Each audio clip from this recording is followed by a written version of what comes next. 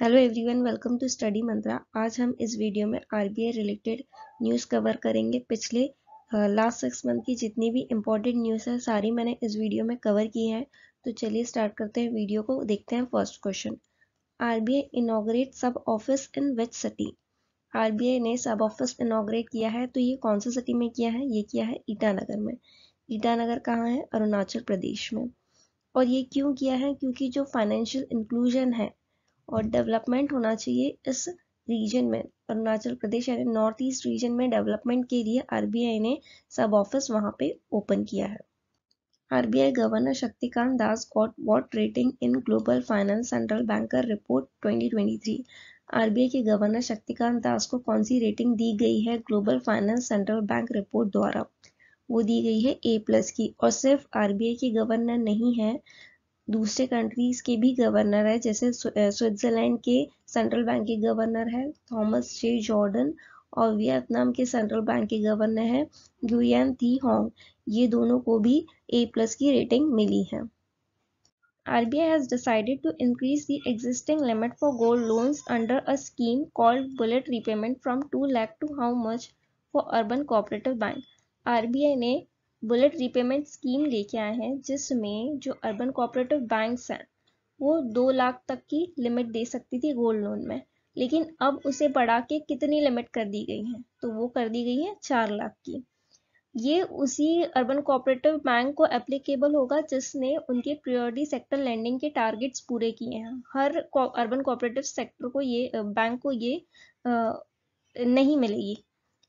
अब bullet repayment scheme क्या होती है? ये वो स्कीम है जिसमें बोरोवर्स जो है जिन्होंने लोन लिया है उन्हें अपना जो प्रिंसिपल अमाउंट है उसे टेन्योर में, जैसे सपोज उन्होंने 2 ईयर्स का लोन लिया है तो उन्होंने ज़रूरी नहीं है कि इस 2 ईयर में प्रिंसिपल अमाउंट रिटर्न करना ही है, उन्हें पहले इंटरेस्ट पे करना होगा और जो 2 साल के बाद वो प्रिंसिपल अमाउंट पे कर सकते हैं। तो ये इन्हें एडवांटेज दिया गया है ये चीज़ का कि आप पहले सिर्फ इंटरेस्ट पे कर दो और जब बाद में टेन्योर अमाउंट जो है टेन्योर के एंड में प्रिंसिपल अमाउंट पे कर सकते हो। RBI raises offline payment transaction upper limit to how much from 200? RBI ने पहले ऑफलाइन लिमिट होती थी 200 RBI की, ऑफलाइन पेमेंट करोगे तो, लेकिन अब उसे बढ़ा के कितनी कर दी है? वो कर दी है 500 रुपए। लेकिन आप याद रखना कि जो मैक्सिमम आप एक दिन में मैक्सिमम कितना पे कर सकते हो ऑफलाइन में? 2000। जो अपर लिमिट है अभी भी वो 2000 ही रखी गई है। अगर आपको 500 रुपए एक टाइम का है तो आपको 4 ट्रांजेक्शन करनी पड़ेगी, तब जाके आप 2000 रुपए दिन में दे पाओगे। According to RBI, how much e-rupee is in circulation as of March 2023? मार्च 2023 तक कितना ई रूपी सर्कुलेशन में था आरबीआई के अनुसार? तो वो था 16.39 करोड़। इसमें से 10.69 करोड़ होलसेल सीबीडीसी यानी सेंट्रल बैंक डिजिटल करेंसी था और 5.70 crore retail central bank digital currency था। तो टोटल कितना हुआ? 16.39 crore. RBI in news, RBI से रिलेटेड न्यूज़ देखते हैं। आरबीआई ने एक रूल निकाला है, आरबीआई डायरेक्शंस 2023। अब इसमें क्या है, जो कमर्शियल बैंक्स है वो उनका क्लासिफिकेशन किया है, उनकी वैल्यूएशन की है और उनका जो इन्वेस्टमेंट पोर्टफोलियो है वो कैसा ऑपरेट कर रहे हैं, वो सब चीज़ें इस रूल के अकॉर्डिंग देखी जाएगी। आरबीआई ने पार्टनरशिप की है मैकिन्से एंड एसेंचर के साथ, ताकि जो भी सुपरविजन करना है बैंक या फिर एनबीएफसी पे तो वो आर्टिफिशियल इंटेलिजेंस के थ्रू और मशीन लर्निंग टेक्नोलॉजीज के थ्रू कर सके। डिजिटल पेमेंट जो है फाइनेंशियल ईयर 23 में 13.24% ग्रो हुई है। Bank note with star symbol, ये क्या दिखा रहा है? ये स्टार सीरीज है, बैंक नोट की स्टार सीरीज है। तो इसमें जो भी डिफेक्टिव नोट्स थे उन्हें रिप्लेस करने के लिए बैंक ने, आरबीआई ने स्टार की सीरीज निकाल दी थी कि बीच में जो नंबर लिखे रहते हैं उसमें बीच में स्टार का साइन मिल रहा था। India needs annual 7.6% GDP growth to become develop by 2047। अगर 2047 तक इंडिया को डेवलप होना है तो उनको एनुअली 7.6% जीडीपी ग्रोथ करना पड़ेगा, तब जाके 2047 तक इंडिया डेवलप हो पाएगी। RBI has announced the addition of Nongyuk Bank NongHyup bank को second schedule of RBI act 1934 में शामिल कर दिया गया है और इन्हें बैंकिंग एक्टिविटीज करने के लिए बोल दिया गया है। अब ये नोंगह्यू बैंक कहाँ की है? ये है सियोल साउथ कोरिया की। सोल साउथ कोरिया की बैंक है ये। 2016 में ऑपरेशन स्टार्ट किया था, इन्होंने ऑपरेट करना स्टार्ट किया था इंडिया में। RBI introduced centralised information management system. RBI ने centralised information management system introduce किया है। ये क्या देखेगा? डेटा हैंडलिंग एनालाइज करेगा और गवर्नेंस, बैंक से रिलेटेड जितना भी डेटा है उन्हें एनालाइज करना, कैसे गवर्न कर रहे हैं, मतलब कैसे ऑपरेट हो रही है बैंक्स, वो सब चीजें वो इस चीज के अंदर, इस इनिशिएटिव के अंदर देखेगा। According to RBI, bank credit outstanding to real estate reaches how much in July 2023? RBI के अनुसार जो bank credit real estate businesses को दिए गए हैं, तो जो जुलाई 2023 में कहाँ कितने हो गए हैं? तो वो गए 28 ट्रिलियन रुपीस। अभी आरबीआई ने गाइडलाइंस लेके आया है लैंडिंग के लिए। जो भी लैंडिंग करते हैं, जैसे आप अगर होम लोन लेते हो तो बैंक्स और एनबीएफसी जो भी लोन देते हैं, लोन प्रोवाइड करते हैं, उसके लिए गाइडेंस लेके आए हैं। तो वो क्या क्या क्या चीजें लेके आई है उसमें, जैसे अगर आप मूवेबल और इमूवेबल प्रॉपर्टी के डॉक्यूमेंट्स हैं बैंक के पास, तो उन्हें अगर आपने उसका पूरा पेमेंट कर दिया गया है, लोन पूरा रीपे कर दिया, तो उनको बैंक को 30 डेज के अंदर ये जो पेपर होंगे, डॉक्यूमेंट्स होंगे, वो रिटर्न करने पड़ेंगे। अगर डिले होता है उस केस में तो बैंक आपको 5000 ईच डे का देगा। हर दिन आपको 5000 रुपए, मतलब बैंक आपको 5000 रुपए देगा। और अगर कुछ केसेस ऐसे होते हैं कि जिसमें वो प्रॉपर्टी के पेपर्स जो है वो खराब हो गए हैं या गुम गए हैं, तो उस केस में क्या होगा? 30 डेज एक्स्ट्रा मिलेंगे बैंक से एनबीएफसी को वो ढूंढने के लिए। और जो डिले 30 डे होंगे उन्हें 60 डेज के बाद से फिर कैलकुलेट किया जाएगा, फिर आपको 5000 मिलना स्टार्ट होंगे, यानी तब 60 डेज का टाइम गैप मिलेगा। और ये कब से लागू होगा? ये 1 दिसंबर 2023 से स्टार्ट होगा। Which bank partnered with RBI innovation hub to launch Kisan credit card? Kisan credit card launch करने के लिए आरबीआई इनोवेशन हब के साथ किसने पार्टनरशिप की है? वो की है एक्सिस बैंक ने। ये दोनों ने मिलके एक प्लेटफॉर्म लॉन्च किए हैं, 2 लैंडिंग प्रोडक्ट्स लॉन्च किए हैं। तो वो कौन सा है? किसान क्रेडिट कार्ड जो एग्रीकल्चर ग्रोथ के लिए दिया जाएगा। जो भी एलिजिबल कस्टमर होगा उन्हें कितना क्रेडिट दिया जाएगा? 1.6 लाख रुपीस का क्रेडिट मिलेगा। और अनसिक्योर्ड एमएसएमई लोन्स होंगे। अनसिक्योर्ड एमएसएमई लोन्स होंगे जो बिजनेस ग्रोथ के लिए दिए जाएंगे। कितने लोन दिए जाएंगे? 10 लाख तक का लोन इसमें प्रोवाइड किया जाएगा। Which bank launches Udgam portal to track unclaimed deposit? Udgam portal किसने लॉन्च किया है? वो किया है आरबीआई ने। ये क्या करेगा? ये जो अनक्लेम्ड डिपॉजिट्स हैं सारे बैंक्स में, जितने भी हमारे बैंक्स हैं, वो अनक्लेम्ड डिपॉजिट को एक जगह लेके आएगा, यानी सेंट्रलाइज्ड वेब प्लेटफॉर्म बनाया है। सेंट्रलाइज्ड वेब प्लेटफॉर्म बनाया है जिसमें हम इजीली चेक कर सकते हैं कि कौन से बैंक के पास हमारा जो डिपॉजिट है वो रखा हुआ है। तो ये कस्टमर की ईज के लिए बनाया गया है। अब उद्गम की फुल फॉर्म जो है वो याद रखना, unclaimed deposit gateway to access information, ये पोर्टल है। और ये अभी स्टार्टिंग में 7 बैंक्स को दिया जाएगा, जैसे एसबीआई है, पीएनबी है, south Indian bank, central bank of India, Dhanlaxmi bank, DBS bank and city bank. ये 7 बैंक को स्टार्टिंग में प्रोवाइड करेंगे ये पोर्टल। रिसेंटली आरबीआई ने एक कैंपेन लॉन्च किया था, 100 डेज 100 फीस कैंपेन। ये कैंपेन क्या होगा कि ट्रेस करेंगे और सेटलिंग डाउन करेंगे जो टॉप 100 अनक्लेम डिपॉजिट हैं हर एक बैंक के हर एक डिस्ट्रिक्ट में, और ये 100 दिन के अंदर इन्हें 100 जो अनक्लेम डिपॉजिट है उन्हें सेटल डाउन करना होगा।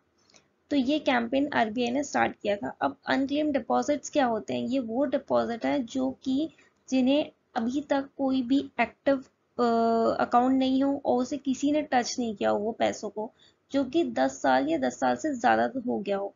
बैंक वेट करती है कितने टाइम तक? 10 ईयर्स तक। अगर 10 ईयर्स तक कोई नहीं आया है उस अकाउंट से रिलेटेड, तो फिर वो क्या हो जाता है? अनक्लेम डिपॉजिट हो जाता है। और फिर वो बैंक ट्रांसफर कर देती है डिपॉजिटर्स एजुकेशन अवेयरनेस फंड में, जो कि आरबीआई मेंटेन करती है। अब अनक्लेम डिपॉजिट सबसे ज्यादा कौन से बैंक में थे? वो थे एसबीआई में, सबसे ज्यादा थे 8886 करोड़ के। और पब्लिक सेक्टर बैंक में टोटल कितने थे? 35,012 करोड़ के। आरबीआई से रिलेटेड न्यूज देखते हैं। आरबीआई ने सिग्निफिकेंट स्टेप लिया है कि नॉर्थ ईस्ट में वो एक सब ऑफिस ओपन कर रहे हैं नागालैंड की कैपिटल कोहिमा में। आरबीआई का ऑफिस कहाँ ओपन होगा? कोहिमा में होगा। और प्लान कर रहे हैं कि ईटानगर जो अरुणाचल प्रदेश में है वहां पे भी ओपन करने के लिए, क्योंकि जो नॉर्थ ईस्ट में ऑपरेशंस है, बैंकिंग ऑपरेशंस है, उसे बढ़ा सके, एनहांस कर सके। आरबीआई ने एक अपडेट दी है, अलर्ट लिस्ट दी है। जो भी अनऑथराइज्ड फॉरेक्स ट्रेडिंग प्लेटफॉर्म है उनके अगेंस्ट पब्लिक को एक अलर्ट लिस्ट दी है, जिसमें टोटल कितने नंबर है, कितनी कंपनीज है, वो है 56। आरबीआई गवर्नर शक्तिकांत दास ने एक फाइनेंशियल इंक्लूजन डैशबोर्ड लॉन्च किया है जिसका नाम है अंतर्दृष्टि। ये डैशबोर्ड का एम है कि जो भी वैल्यूएबल इंसाइट है, जो भी वैल्यूएबल इंफॉर्मेशन है वो प्रोवाइड करेगा और फाइनेंशियल इंक्लूजन की जो भी प्रोग्रेस है वो चीज़ें बताएगा। आरबीआई ने 87,416 करोड़ का जो सरप्लस है गवर्नमेंट को ट्रांसफर किया है फाइनेंशियल ईयर 23 के लिए। बहुत इंपॉर्टेंट क्वेश्चन है, कितना है? अमाउंट पूछी जा सकती है डायरेक्ट, आपके एग्जाम्स हैं तो आप अच्छे से प्रिपेयर करिएगा। ये एग्जाम्स में अमाउंट डायरेक्ट पूछ लेते हैं कि कितना ट्रांसफर किया है। तो 87,416 करोड़ का अमाउंट ट्रांसफर किया है फाइनेंशियल ईयर 23 के लिए। और आरबीआई का जो गोल्ड रिजर्व है वो 4.5% से बढ़ गया है। तो कितना हो गया अभी? 794.64 टन हो गया है 22-23 के लिए। RBI has joined forces with Global Financial Innovation Network। RBI ने ग्लोबल फाइनेंशियल इनोवेशन नेटवर्क के साथ मिलके ग्रीन वॉशिंग टेक्स्ट प्रिंट में पार्टिसिपेशन किया है। अब इसका एम ये है कि जो भी मिसलीडिंग या अनसब्सटेंशिएटेड क्लेम्स हैं एनवायरमेंटल या सोशल या गवर्नेंस क्रेडेंशियल्स के, एनवायरमेंटल सोशल या क्रेडेंशियल गवर्नेंस के, तो वो उस चीज़ को टैकल करें और उस जो मिसलीडिंग इंफॉर्मेशन घूम रही है उसे सॉल्व करें। तो इसलिए आरबीआई ने इसमें पार्टिसिपेट किया है। अब आरबीआई की रिपोर्ट आई है करेंसी एंड फाइनेंस पे 2022 और 2023 के लिए। तो उसमें बताया गया है कि इंडिया को एटलीस्ट 2.5% जीडीपी का 2.5% एनुअली देना होगा। कब तक? 2030 तक ग्रीन फाइनेंसिंग में। ग्रीन फाइनेंसिंग क्या होती है? जो एनवायरमेंट रिलेटेड चीज़ें होती हैं, जैसे एनवायरमेंट से रिलेटेड जो भी फाइनेंसिंग होगी तो वो ग्रीन फाइनेंसिंग कहलाती है। क्लाइमेट, जैसे क्लाइमेट रिलेटेड रिस्क होते हैं, मिटिगेट करना उन्हें, फाइनेंशियल स्टेबिलिटी को इम्प्लीकेट करना, ये सब चीज़ें होती हैं। अब आरबीआई का फाउंडेशन डे मनाया गया है, वो कब मनाते हैं? 1 अप्रैल को, क्योंकि आरबीआई एस्टेब्लिश हुआ था 1 अप्रैल 1935 को। और कौन से प्रोविजन के थ्रू हुआ था? आरबीआई एक्ट 1934 के थ्रू। आरबीआई ने अप्रूव किया एक मर्जर जो मराठा कोऑपरेटिव बैंक है और कॉस्मोस कोऑपरेटिव बैंक को। मराठा कोऑपरेटिव बैंक मुंबई में है, कॉस्मोस कोऑपरेटिव बैंक पुणे में है। आरबीआई ने 4 की मेजर्स दिए हैं 14 अर्बन कोऑपरेटिव बैंक्स के लिए, यानी 1514 अर्बन कोऑपरेटिव बैंक्स को मजबूत बनाने के लिए 4 की मेजर्स दिए हैं। वो क्या क्या मेजर्स है वो देखते हैं। वन टाइम सेटलमेंट है, extending deadline to meet priority sector lending, designating a nodal officer in the RBI और opening new branches. Opening new branches जो है उसमें 10% of the total new branches in the previous financial year, मतलब जो इसके पहले का फाइनेंशियल ईयर होगा उसका 10% आप ओपन कर सकते हो और मैक्सिमम 5 ब्रांचेस, इससे ज़्यादा ओपन नहीं कर सकते हो और उसके लिए आपको अप्रूवल की ज़रूरत नहीं है। लेकिन जिस एरिया में ऑपरेट करता है ये ब्रांच उधर ही कर सकते हैं।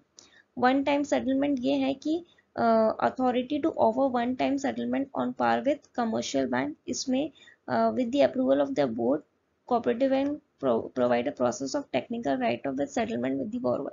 मतलब बोरोवर के साथ जो भी पैसा लिया है, सपोज कमर्शियल बैंक से लिया तो वो उन्हें ऑन टाइम आपको सेटलमेंट करना पड़ेगा। Extension of deadline for priority sector lending target. Priority sector lending के टारगेट अगर पूरे नहीं हुए हैं तो उन्हें वो एक्सटेंड करेंगे। तो अर्बन कोऑपरेटिव बैंक को एक्सटेंशन दिया गया है, वो कितना दिया है? 2 साल बढ़ा दिया है, 31 मार्च 2026 तक का टारगेट दिया है कि इतने तक टारगेट अचीव कर लो। और एक नोडल ऑफिसर डेजिग्नेट करेंगे जो कि सेंट्रल बैंक और अर्बन कोऑपरेटिव बैंक के बीच में जो भी चीज़ें हैं उनको ट्रांसपेरेंट रखे और उनका जो भी रोल है वो निभाए।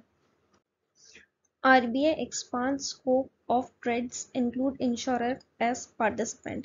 अभी हाल ही में ये न्यूज़ आई थी कि RBI ने जो ट्रेड्स है, ट्रेड रिसीवेबल डिस्काउंटिंग सिस्टम में पहले 3 पार्टिसिपेंट्स होते थे। वो 3 कौन से होते थे? MSME sellers, buyers and financiers. तो ये 3 तो थे, इनके साथ साथ इंश्योरर को भी ऐड कर दिया है। तो ये 4th पार्टिसिपेंट कौन बन गए हैं? इंश्योरर्स बन गए हैं। ये ट्रेड रिसीवेबल डिस्काउंटिंग सिस्टम होता क्या है? वो ये सिस्टम है जिसमें जैसे आपके पास एक बिल है, सपोज वो बिल 100 रुपए का, अगर आपको 100 रुपए का बिल पड़ा है लेकिन आपको अभी कैश की जरूरत है, कैश की नीड है, तो आप क्या करोगे? इसको मार्केट में ले जाओगे और उसे जितने दाम में बिके तो उसे दे दोगे। तो जैसे सपोज आपको सामने वाला पार्टी जो है वो 80 रुपीज में दे रही है, मतलब आपको कम पैसे में दे रही है और आपको जरूरत है कैश की, तो आप बोलोगे चलो ठीक है, जितना मिल रहा है उतना ही सही है, तो आप उसको 80 रुपए में ले लोगे। तो सामने वाली पार्टी ने तो आपको दे दिया, लेकिन क्या गारंटी है कि बिल जिस जिस दिन मैच्योर होगा उस दिन उसकी पेमेंट आएगी ही आएगी। तो इसका डिफॉल्ट पेमेंट रोकने के लिए इंश्योरेंस कंपनी को भी मार्केट में लेके आया गया है, क्योंकि वो एक इंश्योरेंस प्रोवाइड करेगी, इंश्योरर बनी है। तो ये पहले तो क्या था कि जो बड़े बड़े कस्टमर्स थे उन्हें मिल जाता था, MSME होल्डर्स थे, लेकिन जो छोटे MSMEs थे उन्हें नहीं मिल पाता था। तो इसीलिए क्योंकि वो उनको डर था कि वो डिफॉल्ट ना हो जाए, उस वजह से कोई उन्हें उनकी जो बिल्स है वो लेता नहीं था। तो इसीलिए ये चीज़ें रोकने के लिए RBI ने ये स्टेप लिया है कि इंश्योरेंस कंपनी को भी as a 4th participant market में लेके आया जाए। याद रखिएगा कि 3 तो थे ही, चौथा कौन बना है? इंश्योरर बना है, इंश्योरेंस कंपनी बनी है जो इंश्योर करेगी। RBI approves which bank to acquire 100% stake in micro lender Sonata Finance। RBI ने 100% स्टेक खरीदने को अलाउ कर दिया है सोनाटा फाइनेंस में। तो ये किससे किया है? ये किया है कोटक महिंद्रा बैंक को। तो आज के सेशन में इतना ही था, मिलते हैं नेक्स्ट सेशन में। Thank you.